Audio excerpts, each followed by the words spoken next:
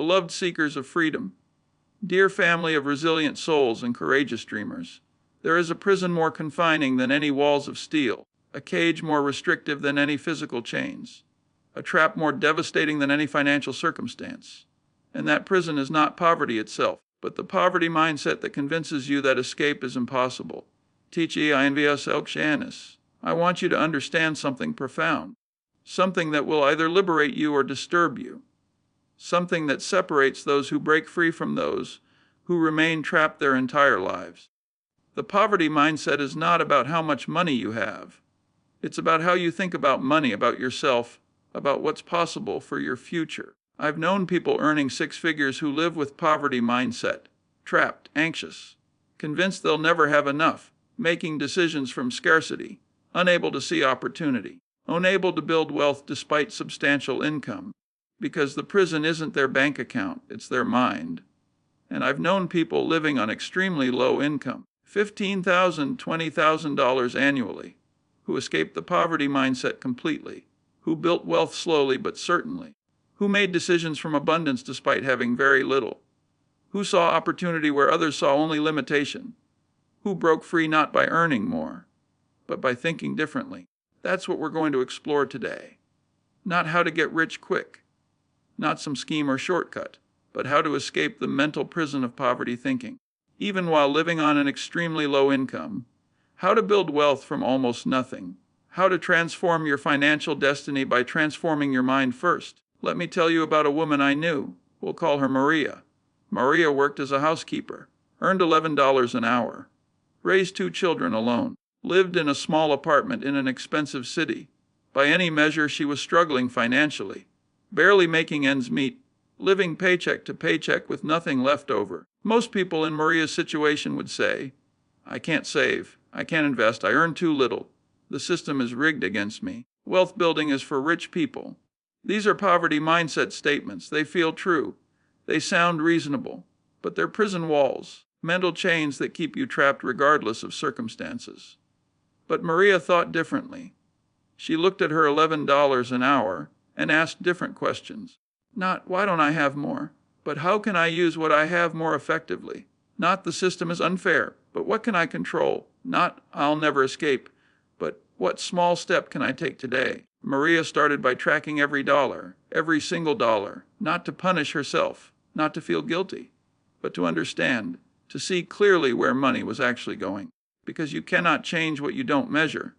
You cannot improve what you don't understand. What she discovered shocked her. Small leaks everywhere.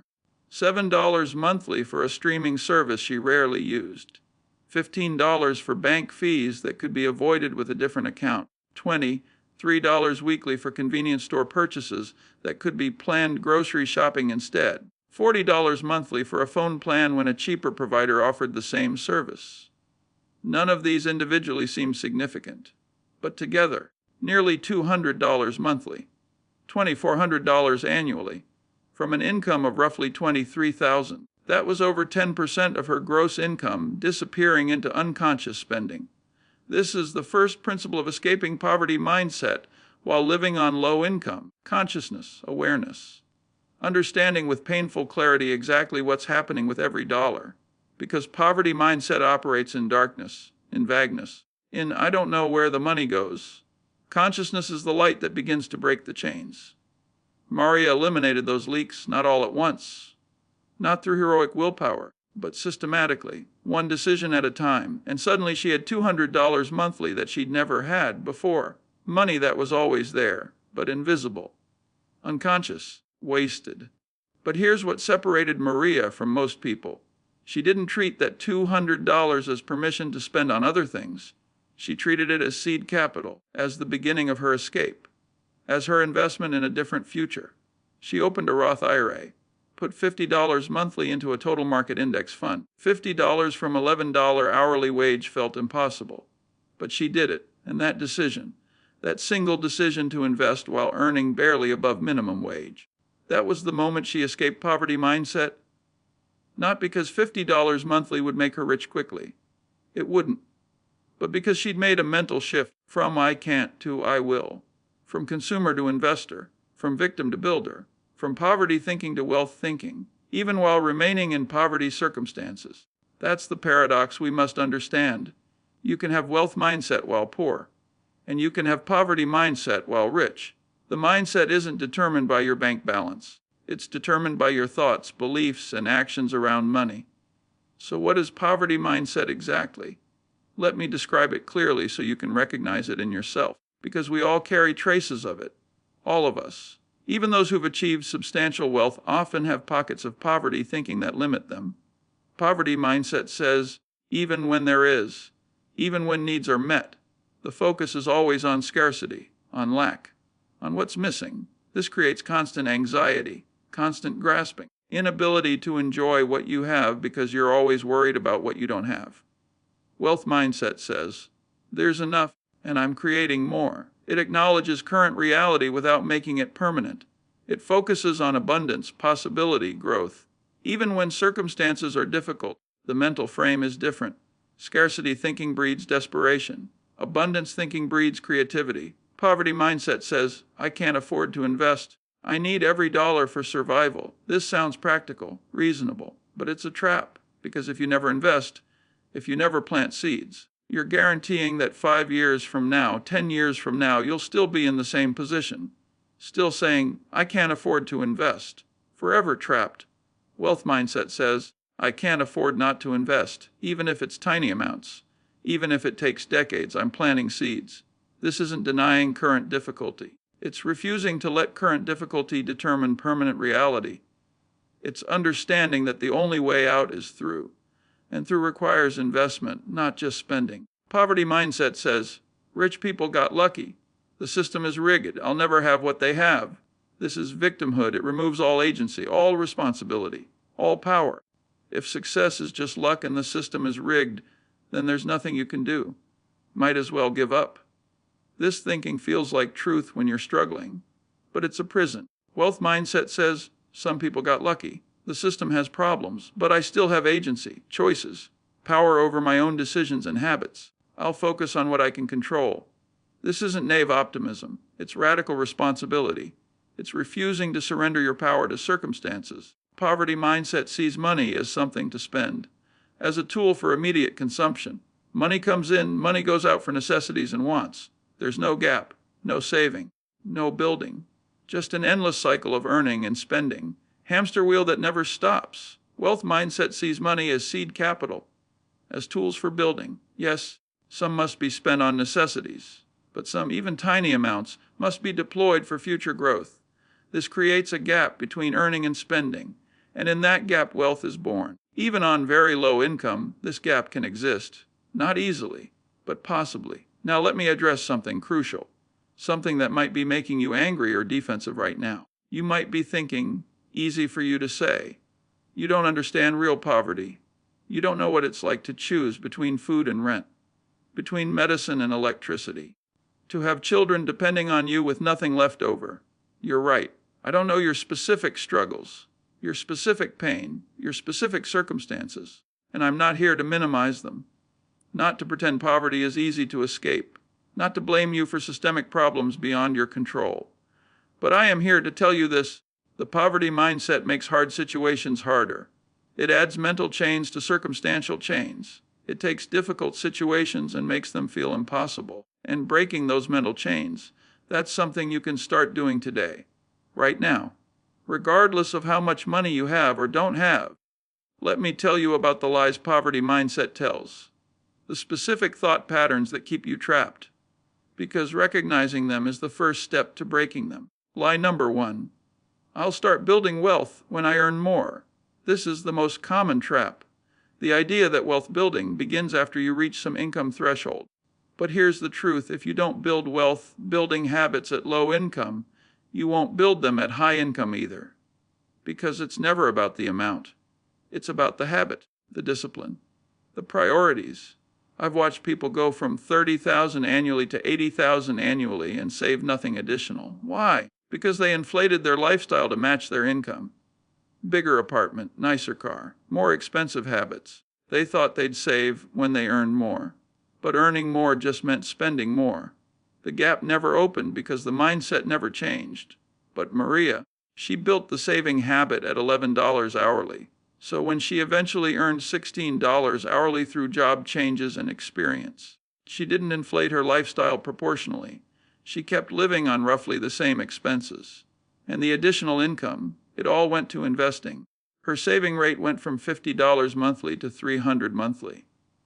Not because she suddenly got disciplined, but because she'd built the discipline when it was hardest.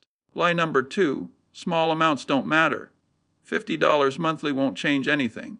This is mathematical ignorance disguised as practical thinking. Small amounts invested consistently over long periods become substantial amounts through compound interest.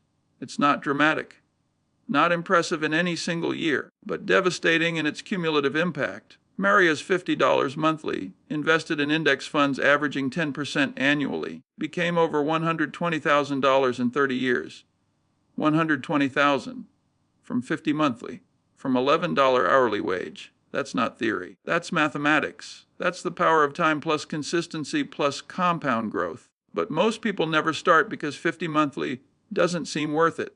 So they reach 65 with zero, with nothing. Still saying small amounts don't matter, but they do.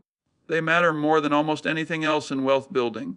Lie number 3, I deserve to enjoy my money now. Life is short. I work hard. This sounds reasonable, but it's a trap, because it frames saving and investing as punishment, as denying yourself, as choosing misery now for some theoretical future benefit. But that's wrong framing, completely wrong. Saving and investing isn't denying yourself joy. It's choosing future freedom over present consumption. It's understanding that the stress and anxiety of financial insecurity, that's suffering too. Worse suffering than skipping restaurant meals or driving an older car. The suffering of being 70 years old with no retirement savings. That's worse than any temporary sacrifice. Wealth mindset doesn't see saving as deprivation. It sees it as self-love, as choosing your future self's well-being over present self's impulses, as building security that lets you eventually enjoy life more, not less. Because financial stress destroys joy.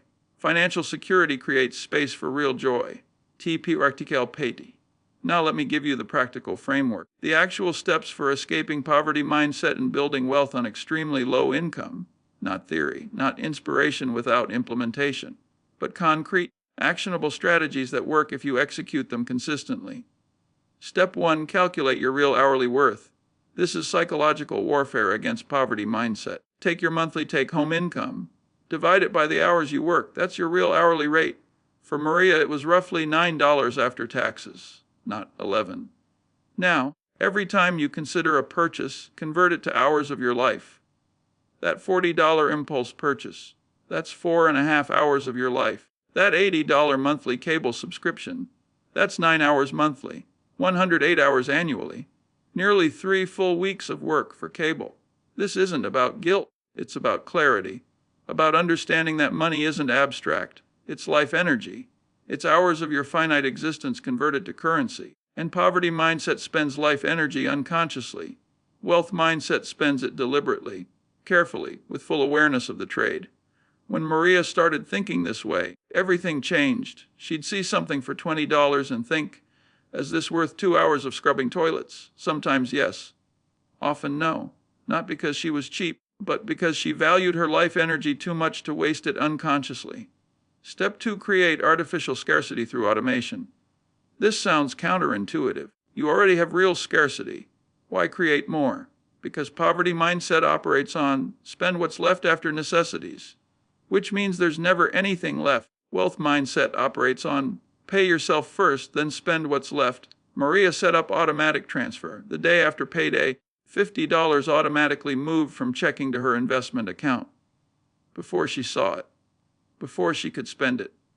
Before she could rationalize why this month was different. It just happened. Automatically, non-negotiably. This created artificial scarcity in her checking account. She had $50 less to work with. So she had to be more careful, more creative, more intentional. But that scarcity, it wasn't her enemy. It was her wealth-building engine. Because the $50 was safe, growing, compounding. Building her escape route, most people try to save what's left over. There's never anything left over. Automation removes that problem. It forces the gap between earning and spending. It makes investing non-negotiable rather than optional. This one strategy, automatic investment before you see the money. It's more powerful than any amount of willpower or discipline. Step 3, master the high-value skills of frugality. Not cheapness, frugality, they're different. Cheapness is denying yourself and others out of fear and scarcity. Frugality is maximizing value from every dollar out of wisdom and intentionality. Poverty mindset thinks frugality means deprivation. Wealth mindset knows frugality means freedom, because every dollar not wasted on low-value spending is a dollar available for high-value uses, for investing, for building, for creating the future you want. Maria became a master of frugal living. She learned to cook from scratch, saved hundreds monthly compared to convenience foods and takeout. She learned basic home maintenance and repair, saved hundreds more on things she would have paid others to do. She became strategic about grocery shopping, meal planning, couponing, buying in bulk when prices were good. Was this extra work? Yes. Did it take time and energy? Yes. But she reframed it, not as poverty forcing her to suffer, but as investing in her financial education, building valuable life skills, taking control rather than being a passive consumer. This reframe, it's everything. Same actions, completely different meaning, completely different psychology. Step 4, eliminate the 3 wealth destroyers. There are 3 things that destroy wealth faster than anything else for people on low income. Debt, subscriptions, status spending. Attack these mercilessly. Debt first. High-interest consumer debt is financial cancer. Credit card debt at 18, 20, 25% interest. It's impossible to build wealth while carrying this. Impossible. The interest you're paying exceeds what you could earn investing. You're running uphill on a treadmill going backwards. Maria had $3,000 in credit card debt when she started, paying $90 monthly in interest alone. $90 from her tiny income. Just in interest, not reducing the principal, just servicing the debt. This had to be destroyed. She attacked it with focused intensity. Every extra dollar, every overtime hour, every tax refund, everything went to debt elimination. In 18 months, it was gone. And that $90 monthly that had been going to interest, now it went to investing. That's the power of debt elimination. It doesn't just stop the bleeding. It frees up cash flow for wealth building. Subscriptions second. The modern poverty trap. $7 here, $15 there, $23 over there. They seem small, but they compound. Not in your favor, against you. Because unlike investments that compound to grow wealth, subscriptions compound to drain wealth. Maria canceled everything non-essential. Streaming services, gym membership she rarely used, magazine subscriptions, app purchases, convenience services. She kept only what she actively used and valued. This freed up another $60 monthly, which went straight to investing. That's $720 annually, from making conscious choices about subscriptions. Status spending third. This is the deadliest trap for people with poverty mindset. The need to look like you have more than you do, to keep up appearances, to show others you're doing okay, to not look poor even though you are. This destroys countless people. New car they can't afford because the old one looks bad. Expensive clothes to maintain image. Taking trips or going out to keep up with friends. Buying things to post on social media. All of it is financial suicide when you're on low income. All of it prioritizes other people's perception over your own future. Maria drove a 20-year-old car that ran fine but looked terrible. Wore thrift store clothes that were functional but not fashionable. Rarely went out. Said no to expensive social activities. She looked poor because she was poor. But she wasn't ashamed. She was building. And building requires temporarily looking like you're not building. That's the price. Most people won't pay it, so they never build anything. Step 5, increase income strategically. Now we address the elephant in the room. Yes, frugality helps. Yes, investing small amounts compounds. But there are limits to what you can accomplish on $11 hourly.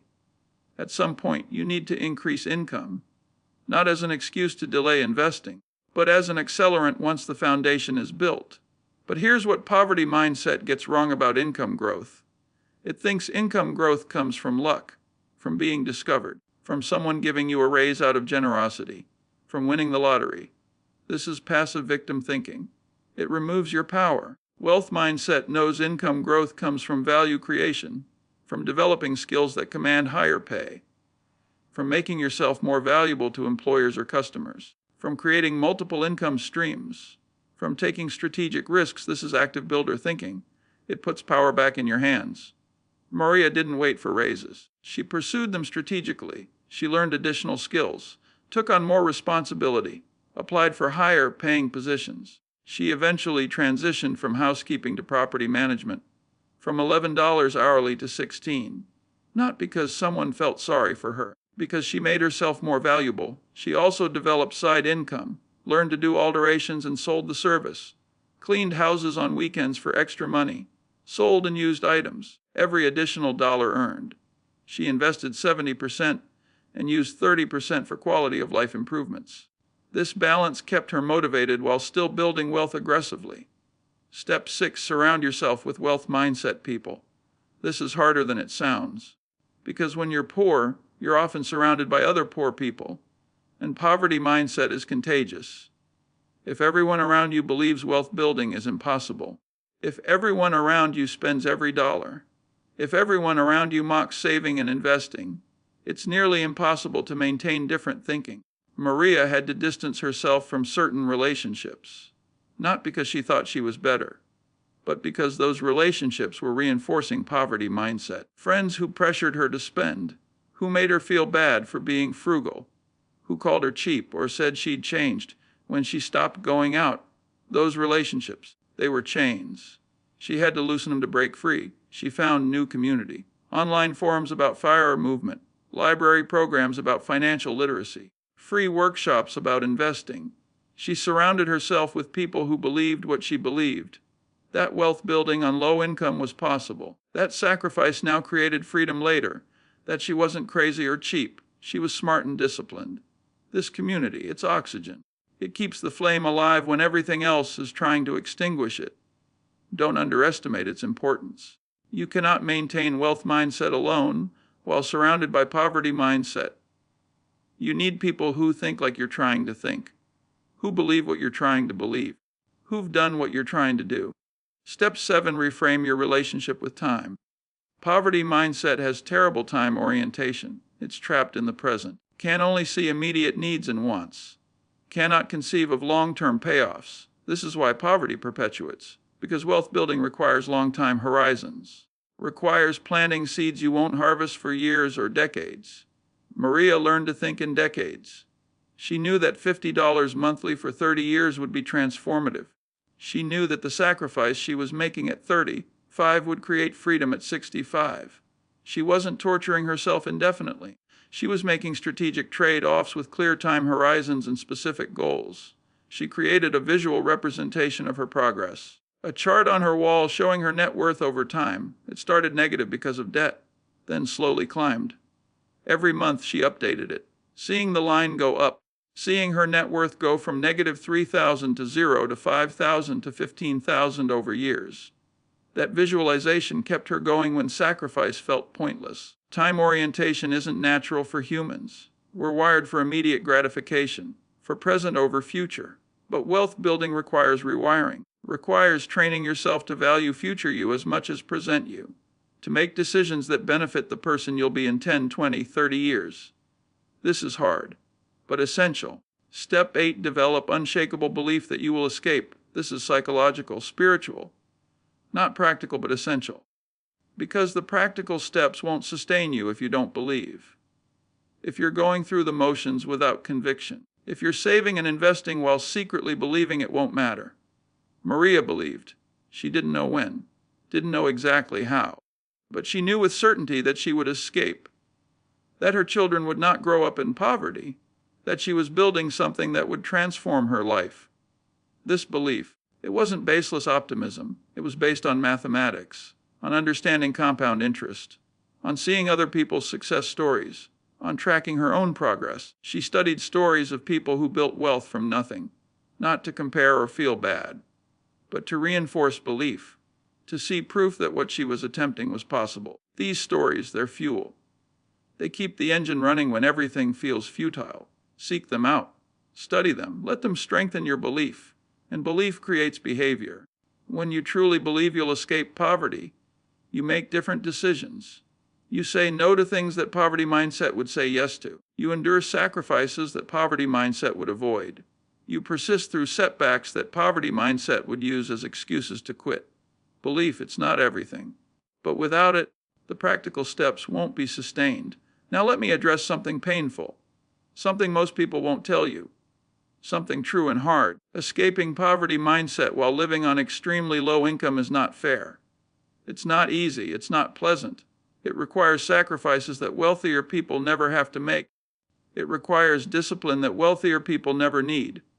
It requires denying yourself things that wealthier people take for granted.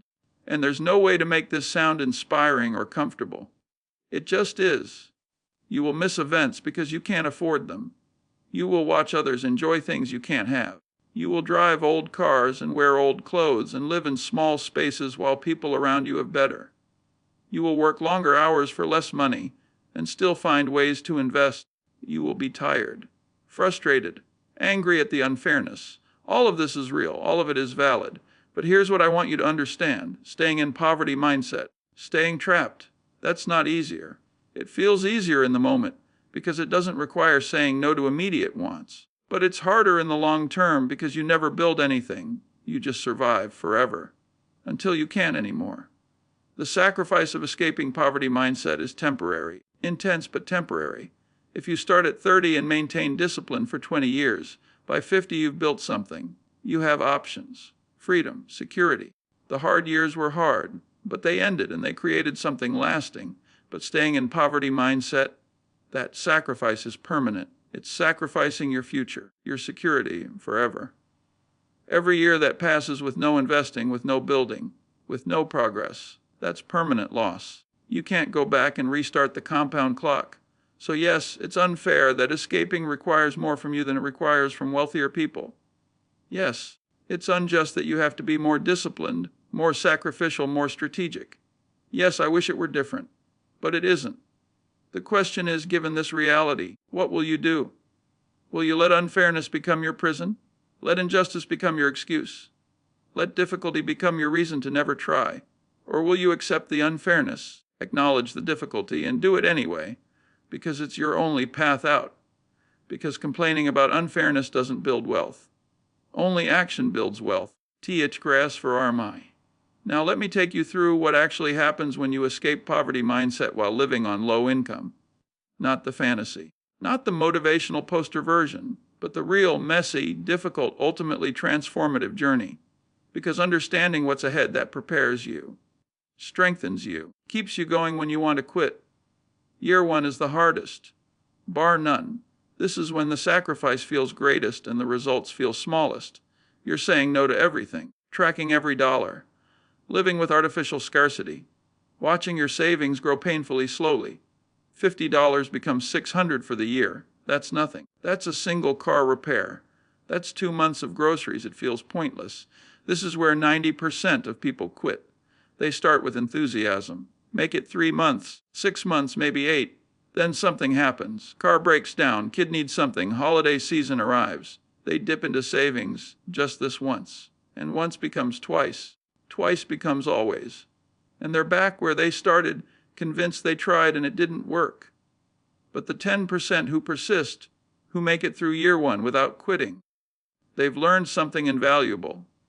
They've proven to themselves that they can do hard things, that they have more discipline than they thought, that their circumstances don't control them.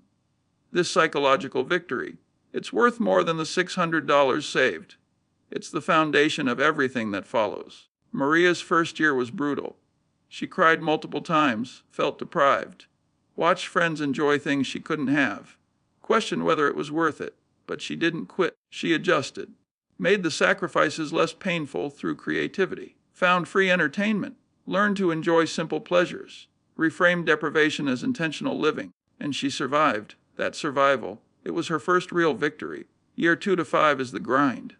The excitement of starting has worn off. The results are still modest. You've saved perhaps $3,000, $4,000, $5,000 total. You're still poor by any objective measure. Still driving the old car. Still living in the small apartment. Still saying no constantly. The difference between you and poverty mindset people, it's invisible to observers. You look the same, live the same, struggle the same. But internally, everything has changed. You know you're building. You see the progress on your tracking sheet even if nobody else does.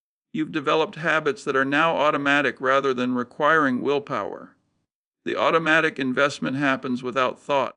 The frugal choices feel normal rather than sacrificial. You've stopped comparing yourself to others because you're on a different path entirely. This is the dangerous middle, where momentum can be lost because there's no dramatic change to celebrate, no obvious progress to point to, just slow, steady, boring accumulation. Most people need excitement, need validation, need visible proof they're winning. If you need these things, you'll quit during the grind years, because the grind years don't provide them. But if you can reframe, if you can find satisfaction in the process rather than just the outcome, if you can celebrate small victories like, I didn't impulse buy this week, or my net worth increased by 200 this month, then you'll survive. And surviving the grind years is what separates those who eventually escape from those who merely dream about it. Maria's grind years taught her patience, taught her that transformation isn't dramatic. It's boring consistency compounded over time. She learned to love the process, the tracking, the decision-making, the feeling of control even when circumstances remained difficult. She stopped needing external validation, stopped comparing, just kept executing her plan. Month after month, year after year, year 5 to 10 is when acceleration begins, not dramatic, not obvious, but real. Your investment balance crosses 10,000, then 15, then 20. The monthly returns start exceeding your monthly contributions. You're earning more from investing than from active saving. This is the compound inflection point, where money starts making meaningful money. If you started at 30, you're now 35 to 40. Still relatively young, but you've built something real, something that's now growing with its own momentum. You're no longer just pushing the boulder uphill. It's starting to roll, slowly, but rolling. And psychologically, you've become a different person. The poverty mindset has been largely replaced. You think differently about money, about choices, about time, about possibility. You still have poverty circumstances in many ways, still on modest income, still living frugally. But your mind is free, and that freedom, it changes everything about how you experience life, even when external circumstances haven't changed much yet. Maria reached 10,000 in net worth at year 7. She cried, not because 10,000 was life-changing money, it wasn't, but because she'd built it from nothing. While earning $11 per hour, she'd proven that poverty didn't own her, didn't define her, didn't control her destiny. That 10,000, it was evidence, proof, validation that everything she'd sacrificed was real, was working, was worth it. Year 10 to 20 is where transformation becomes visible. You cross 25,000, then 50, then 75. Your income has hopefully increased through strategic career moves. You're investing 200, 300, maybe 400 monthly now. The compound growth is accelerating. Your net worth grows by 5, 6, 7,000 annually even in modest market years. You're in your 40s now if you started at 30. And for the first time, you can imagine the end. Can see financial independence as a real destination rather than a fantasy. Can envision a life where you're not living paycheck to paycheck, where emergencies don't cause panic, where you have options, freedom, security. The sacrifices are still there. You're still frugal, still intentional, still saying no more than most people. But it doesn't feel like deprivation anymore. It feels like wisdom, like choosing freedom over consumption, like building something that matters more than any temporary pleasure. And people start noticing, not your friends necessarily. They might still think you're just poor and cheap, but you notice in yourself the absence of financial anxiety, the calm when unexpected expenses arise, the ability to weather storms that would devastate others, the options you have that you didn't have before. This internal knowing, it's worth more than any external validation. Maria reached 50,000 in net worth at year 12. 50,000. From $50 monthly starting at poverty wages. The mathematics had been working silently, consistently. Inevitably, she was 47 years old, not young, but not old. And she could see it now, could see that if she kept going, maintained discipline for another 12, 15 years, she'd reach retirement age with real security, with options, with freedom. Year 20 to 30 is the harvest. This is when the sacrifice pays off in ways that become impossible to deny. You cross 100,000, then 150, then 200. Your investment returns in a single good year might exceed what you earned annually when you started. The money you planted decades ago has grown into a forest. You're in your 50s now, maybe early 60s, and you have what most Americans don't have: security, a substantial nest egg, the ability to retire with dignity, the knowledge that you will not be a burden to your children, that you escaped, that poverty didn't define your entire life story, that you broke free through nothing more magical than discipline, patience, and time. People who knew you early on are shocked. How did you do it? They ask. You never made that much money. And you try to explain the automatic investing, the frugality, the decades of discipline. But they don't really understand. Can't understand unless they've walked the path. They're looking for a secret, a trick, something they can implement without sacrifice. And when you tell them it was just consistency over time, they're disappointed. They wanted something easier. But you know the truth. There was no secret, just principles applied relentlessly. Just choosing delayed gratification again and again and again. Just refusing to quit when quitting would have been easier. Just maintaining belief when belief seemed foolish. That was it. That was everything. Maria reached $200,000 at year 28. She was 63 years old. Her children were grown. Her income had increased modestly over the years to $19 hourly. Nothing spectacular. Still working class wages. But her net worth, that was spectacular. $200,000 built from scraps. From $11 hourly beginnings. From $50 monthly when $50 felt impossible to spare. She could retire in a few years with genuine security. Social Security plus distributions from her investments would provide comfortable living. Not luxury, but security, freedom, peace, everything she'd sacrificed for. Everything she'd built toward it was real. It was hers. Nobody could take it away. Now let me tell you what this journey does beyond the money, beyond the net worth, beyond the financial freedom. Because that's important, but not most important. Escaping poverty mindset while living on extremely low income transforms your character, your sense of self, your understanding of what you're capable of. You learn that you're stronger than you thought, more disciplined, more patient, more resilient. These qualities, they affect every area of life, not just finances. You learn delayed gratification in a world addicted to instant gratification. This makes you different. Better in some fundamental way. Able to pursue long-term goals that others abandon. Able to build things that require time. Able to see beyond the immediate to the eventual. You learn self-reliance. That your future isn't dependent on luck or government or employers or anyone else being generous. That you can build it yourself, brick by brick, dollar by dollar. This gives you a kind of confidence that people who've always been comfortable never develop. A knowing that you can handle whatever comes, that you've proven your capability through fire. You learn the difference between needs and wants, between what matters and what's just noise, between value and cost, between substance and appearance. These lessons, they create wisdom, the kind of wisdom that wealthy people who inherited money often lack. The kind of wisdom that comes only through struggle and sacrifice and choosing carefully because you must. You learn gratitude. Not the superficial kind, but deep appreciation for what you have, for the progress you've made, for the small pleasures that cost nothing, for the security you've built, for the freedom you're creating. People who've never struggled often can't feel this gratitude, can't appreciate what they have because they've never known what it's like to have nothing. And most importantly, you learn that poverty mindset was a lie, that you were never trapped, never helpless, never without power. The prison was always mental. The chains were always beliefs. And the moment you changed your thinking, you began your escape, even while circumstances remained difficult, even while income stayed low, even while the visible reality hadn't changed yet.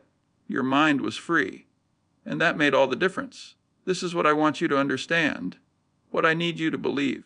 You can escape poverty mindset today, right now, this moment, not by magically having more money, but by deciding to think differently, to believe differently, to act differently. You can start tracking every dollar today, can open an investment account today, can set up automatic transfer today, can make the first frugal choice today, can refuse to let poverty circumstances create poverty thinking today.